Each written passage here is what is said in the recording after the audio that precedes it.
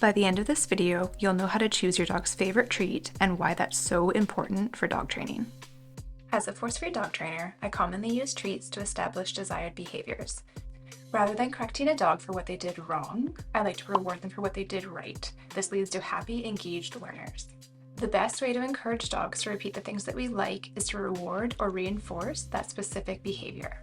The better the reward, the more likely that behavior is going to be repeated. This is why you'll commonly hear force-free trainers recommend that you use a high-value reward. But what exactly does a high-value reward even mean? In this video, I'm going to explain to you what high-value rewards are, how to determine what's high value to your dog, what size training treats should be, and whether or not you should actually use a very high-value reward every single time that you train.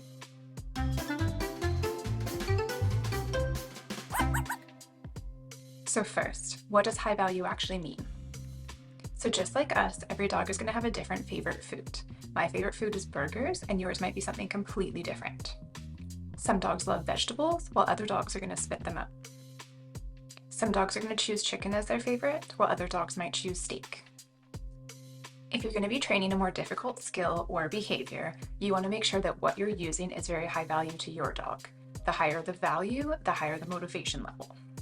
So what exactly is a high value dog treat? It's something that your dog absolutely loves and would work very, very hard to get.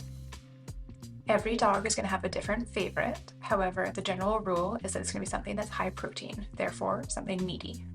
So for example, there is very little that my dog would not do to get some ground beef. It is the top of her pyramid when it comes to high value. The higher the value of the food, the higher the motivation level for training. So consider this. Let's say in one hand I have a piece of chicken, and the other hand I have a piece of lettuce. I offer both to my dog at the same time. Which one do you think she's going to go for? The easy answer is chicken.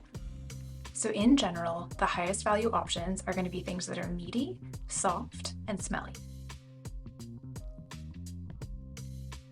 So I mentioned that you have to determine what's high value to your dog. How exactly do you do that? Most kids love ice cream, right?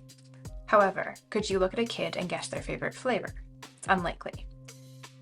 Liking ice cream is quite universal, however, flavor preferences vary. How do you make sure that your kid gets their favorite flavor? The easiest way is to let them choose. So dogs are no different. We can assume that they're going to choose something that's meaty, smelly, and soft. However, there's a lot of things that meet that criteria. Which one is your dog's favorite? So I often suggest to my clients they let their dog decide. Earlier when I asked you whether your dog would choose lettuce or chicken, the answer was quite simple. For whatever reason though, many people forget that you can do the same test to help determine what your dog's favorite training treat is. How do you do that? You offer a few different options at the same time and you let them choose. So what I want you to do is put 3 different treat options down for your dog and let them choose. Just like the chicken versus lettuce option, they're going to go for their favorite first. Vary the order of the treats and repeat this test a few times to make sure that they keep selecting the same thing. If they do, that one is their highest value choice. If instead your dog chooses a different option first each time, you can assume that those options are fairly equal value to each other and you can use them interchangeably in training.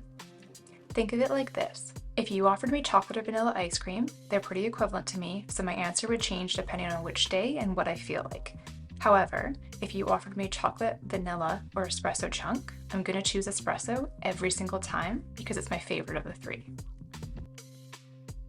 Another important thing to keep in mind is that regardless of how high value something is, there is going to come a point when you just don't want any more of it at that moment. For that reason, it's important to use tiny dog treats when you train so that your dog does not quickly get full and lose interest in the dog training. An easy to remember rule is that your training treats should be about the size of a pencil eraser.